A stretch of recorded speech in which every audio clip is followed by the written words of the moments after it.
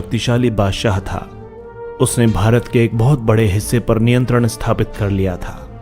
1707 में उसकी मृत्यु के बाद बहुत सारे मुगल सूबेदार और बड़े बड़े जमींदार अपनी ताकत दिखाने लगे थे। उन्होंने अपनी क्षेत्रीय रियासतें कायम कर ली थीं। जैसे जैसे विभिन्न भागों में ताकतवर क्षेत्रीय रियासतें सामने आने लगी, दिल्ली अधिक दिनों तक प्रभावी केंद्र के रूप में नहीं रह सकी। 18वीं सदी के उत्तरार्ध तक राजनीतिक क्षितिज पर अंग्रेजों के रूप में एक नई ताकत उभरने लगी थी। जैसा कि आप जानते हैं कि अंग्रेज शुरुआत में एक छोटी सी व्यापारिक कंपनी के रूप में भारत आए थे और यहाँ के इलाकों पर कब्जे में उनकी ज्यादा दिलचस्पी नहीं थी। तो फिर ऐसा क्या हुआ कि वे इस विशाल साम्राज्य के स्वामी बन बैठे? आज के एपिसोड में आप देखेंगे ये कैसे संभव हुआ। भारत में ईस्ट इंडिया कंपनी का आगमन।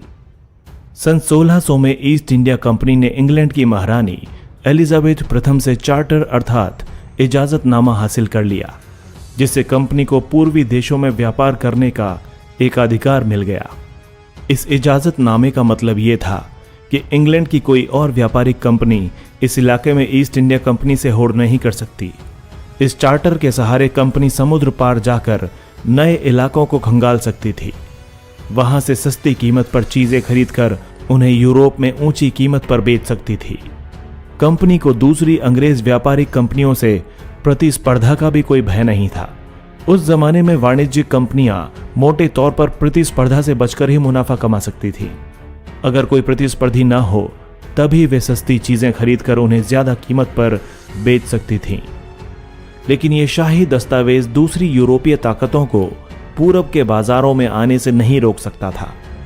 जब तक इंग्लैंड के जहाज अफ्रीका के पश्चिमी तट को छूते हुए केप ऑफ गुड होप का चक्कर लगाकर हिंद महासागर पार करते, तब तक पुर्तगालियों ने भारत के पश्चिमी तट पर अपनी उपस्थिति दर्ज करा दी थी। वे गोवा में अपना ठिकाना बना चुके थे। पुर्तगाल के खोजी यात्री वास्को डी गामा ने ही 1498 में पहली बार भारत तक पहुंचने के इस समुद्री मार्ग का पता लगाया था। 17वीं शताब्दी की शुरुआत तक डच भी हिंद महासागर में व्यापार की संभावनाएं तलाशने लगे थे। कुछ ही समय बाद फ्रांसीसी व्यापारी भी सामने आ गए। समस्या ये थी कि सारी कंपनियां एक ही जैसी चीजें खरीदना चाहती थी। यूरोप के बाजारों में भारत के बने बारीक सूती कपड़े और रेशम की जबरदस्त मांग थी। इनके अलावा काली मिर्च, लौंग, इलायची और दालचीनी की भी जबरदस्त मांग रहती थी। यूरोपीय कंपनियों के बीच इस बढ़ती प्रतिस्पर्धा से भारतीय बाजारों में इन चीजों की कीमतें बढ़ने लगी और उनसे मिलने वाला मुनाफा गिरने लगा। अब इन व्यापारिक कंपनियों के फलने फूलने का यही एक रास्ता था कि वे अपनी प्रतिस्पर्धी कंपनियों को खत्म कर दें।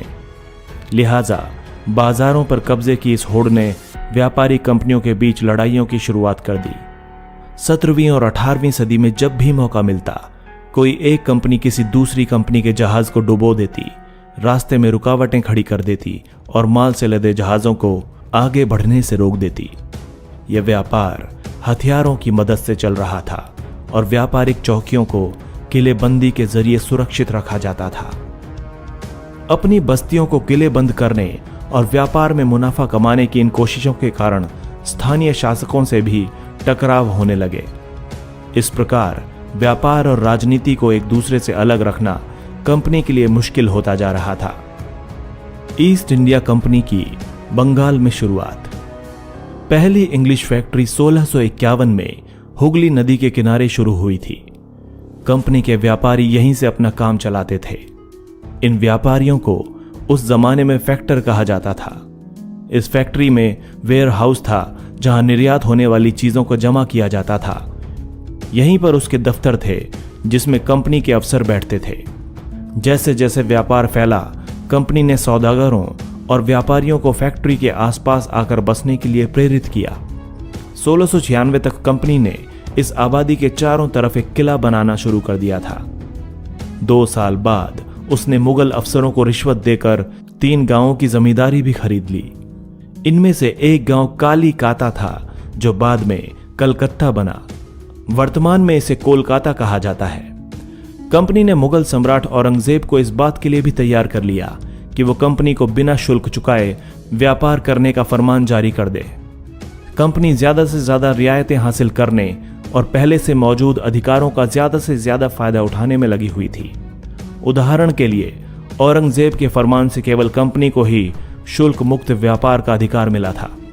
कंपनी के जो अफसर निजी तौर पर व्यापार चलाते उन्हें यह छूट नहीं थी, लेकिन उन्होंने भी शुल्क चुकाने से इनकार कर दिया। इससे बंगाल में राजस्व वसूली बहुत कम हो गई। ऐसे में भला बंगाल के नवाब मुर्शिद कुली खान विरोध क्यों न करते। व्यापार से युद्धों तक 18वीं सदी की शुरुआत में कंपनी और बंगाल के नवाबों का टकराव काफी बढ़ गया था। औरंगजेब की मृत्यु के बाद बंगाल के नवाब अपनी ताकत दिखाने लगे थे।